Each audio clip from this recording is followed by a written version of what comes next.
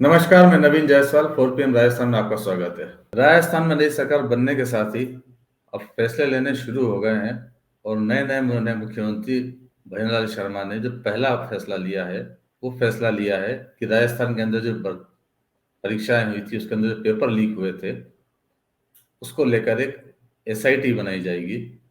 खुद मुख्यमंत्री भजनलाल शर्मा ने मीडिया से बात करके इसकी जानकारी दी है। उन्होंने कहा है कि जो पेपर लीक के जो मामले थे, उसके अंदर जो आरोपी है उनको बख्शा नहीं जाएगा और आगे भी जो अब जो परीक्षाएं होंगी, जो नई सरकार के कार्यकाल में होंगी, उसके अंदर कोई पेपर लीक नहीं हो, इसको भी सुनिश्चित किया जाएगा।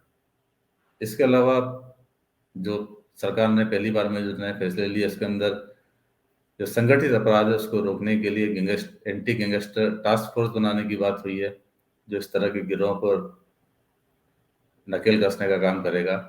महिलाओं के ऊपर जो अपराध है उनको रोकने की बात हुई कि उसके लिए जिम्मेदारी सुनिश्चित की जाएगी कि अगर उनके महिलाओं के खिलाफ अपराध होते हैं तो उसके लिए जिम्मेदार कौन है। भ्रष्टाचार पर जीरो टॉलरेंस की बात की गई है। लेकिन जो सबसे बड़ा फैसला है वो है पेपर लीक को लेकर एसआईटी बनाने की बात करना।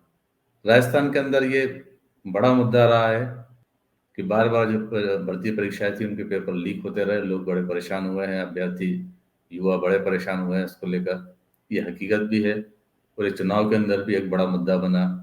प्रधानमंत्री नरेंद्र मोदी ने कई सभाओं के अंदर इसका जिक्र किया, पेपर लीक की बातें की और उन्होंने भी गारंटी दी थी कि उनकी सरकार आई तो पेपर लीक के आरोपियों को बख्शेगी नहीं।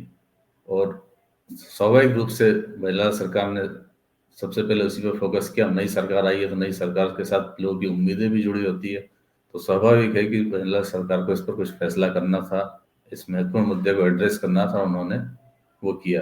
वैसे उनका काम भी है क्योंकि इसी मुद्दे को लेकर उन्होंने वोट की उम्मीदें भी थी, युवाओं का आक्रोश भी था, उन्हें वोट भी मिले हैं। तो अब एसआईटी जांच करेगी राजस्थान के अंदर जो भर्ती परीक्षा लीक हुई है और उसमें जो पेपर लीक हुए हैं। वैसे राजस्थान के अंदर करीब गहलोत सरकार के कार्यकाल की बात करें तो इस कार्यकाल के अंदर करीब 12 परीक्षाएं, भर्ती की परीक्षाएं हैं जिनके पेपर लीक हुए और जिस कारण से उनकी भर्ती परीक्षाएं रद्द करनी पड़ी है। आरोप तो और भी कई परीक्षाओं के अंदर लगे हैं, लेकिन ये 12 परीक्षाएं ऐसी है जिसके अंदर सरकार ने माना कि हाँ पेपर लीक हुआ है और इस कारण से परीक्षाएं रद्द कर दी गई। कुछ परीक्षाओं की मैं लिस्ट आपको पढ़ के सुनाता हूँ। लाइब्रेरियन भर्ती परीक्षा 2018, जेईएन सिविल डिग्री परीक्षा 2018, आरईईटी लेवल 2 2021, कांस्टेबल भर्ती परीक्षा 2018, कांस्टेबल भर्ती 2022, हाई कोर्ट एलडीसी भर्ती परीक्षा, एसआई भर्ती परीक्षा 2022, चिकित्सा अधिकारी 2021।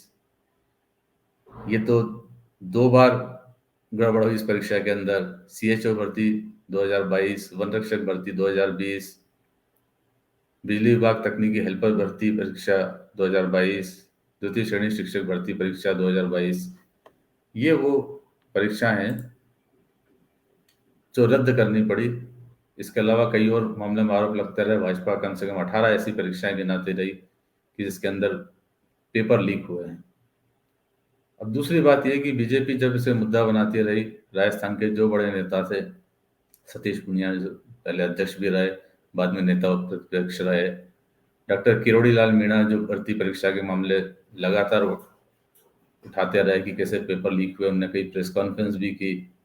और गजेंद्र सिंह शेखावत जो केंद्रीय मंत्री है, तीनों ने कई बार ये मुद्दे उठाए और बार बार उन्होंने एक बात कही, मांग की उन्होंने कि इनकी जांच सीबीआई से कराई जाए। हालांकि गहलोत सरकार सीबीआई से जांच कराने को तैयार नहीं हुई और एसओजी इस मामले की जांच कर रही है पहले से।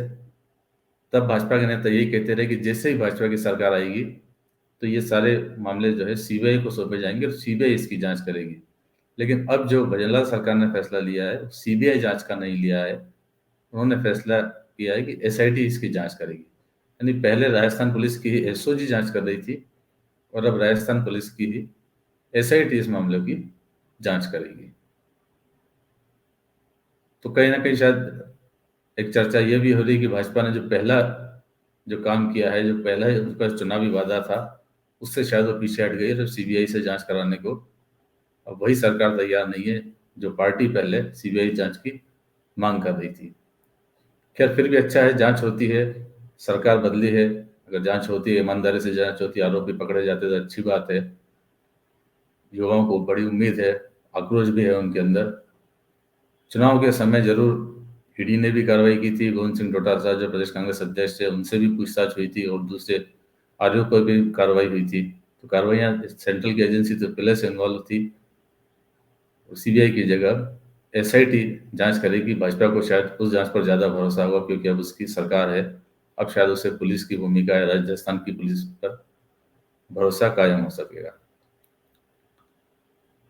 वैसे पेपर लीक के मामले सिर्फ अशोक गहलोत की सरकार में ही हुए हों या कांग्रेस की सरकार में हुए हों, ऐसा नहीं है। पेपर लीक के मामले लगातार होते रहे हैं। राजस्थान का एक आंकड़ा बताता है कि 2011 से 2022 तक करीब 14 पेपर लीक हुए हैं और हर साल करीब एवरेज 3 पेपर लीक हुए हैं। तो 26 पेपर, माफ कीजिए, 2011 से 2022 के बीच 26 पेपर लीक हुए हैं, जिसमें से 14 गहलोत सरकार के कार्यकाल के थे। उससे पहले जो उनका कार्यकाल 13 से 18 का कार्यकाल वसुंधरा राजे की सरकार का था, भाजपा की सरकार का था, और उससे पहले के भी 2 साल है। तो उसका ये आंकड़ा है। तो मतलब पेपर लीक लगातार होते रहे हैं, चाहे भाजपा की सरकार रही हो चाहे कांग्रेस की सरकार रही हो। और सिर्फ राजस्थान ही नहीं, दूसरे राज्यों के अंदर भी जहां भाजपा शासित सरकारें हैं वहां पर भी पेपर लीक होते रहे हैं। गुजरात के अंदर बड़ी संख्या में पेपर लीक हुए हैं, वहां पर 14 भर्ती परीक्षाओं की, प्रतियोगिता परीक्षाओं के पेपर लीक हुए हैं। इसके अलावा स्कूल कॉलेज की परीक्षाएं हैं, 10 उनके भी पेपर लीक हुए। तो इस तरह से 24 पेपर लीक के मामले गुजरात में सामने आ चुके हैं।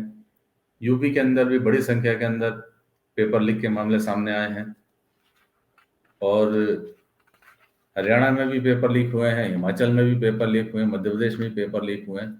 तो ये पेपर लीक के मामले को अगर हम राजनीतिक नजरिए से देखना छोड़ें और ये देखें कि इसमें राजनीति का कोई मतलब नहीं है। भाजपा की सरकार में भी पेपर लीक होते हैं, कांग्रेस की सरकार में भी पेपर लीक होते हैं। चुनाव के समय जरूर मुद्दा बनता है, लेकिन चुनाव के अलावा भी यदि इन पर कार्रवाई हो सके तो बेहतर होगा। कम से कम जो प्रदेश के अंदर हम राजस्थान की बात करें तो शायद 40 लाख से ऊपर का एक आंकड़ा निकलता है कि इतने छात्र इन पेपर लीक के मामलों के कारण परेशान हुए हैं, नौकरियों का इंतजार कर रहे हैं, उन्हें नौकरियां नहीं मिल पा रही है, जबकि राजस्थान के अंदर बेरोजगारी की दर बहुत ज़्यादा है। और अब शायद युवाओं को उम्मीद बंधी है कि सरकार के आने से, सरकार के बदलने से शायद उनकी कुछ समस्याओं का समाधान हो सके। लेकिन जो मामले बता रहे हैं, जैसा मैंने आपको बताया कि भाजपा शासित राज्यों में भी पेपर लीक होते रहे हैं, तो यानी भाजपा की सरकार होना कोई गारंटी नहीं है कि पेपर लीक अब नहीं होंगे। गारंटी इस बात की हो सकती है, भजनलाल शर्मा की सरकार से इस बात की उम्मीद जरूर की जा सकती है कि शायद वो ज्यादा सख्ती दिखाएं अधिकारियों के प्रति और उन एजेंसियों के प्रति जो एग्जाम करा रही हैं, और शायद पेपर लीक के मामले आगे भी रुक सके। तो फिलहाल इस वीडियो में इतना ही।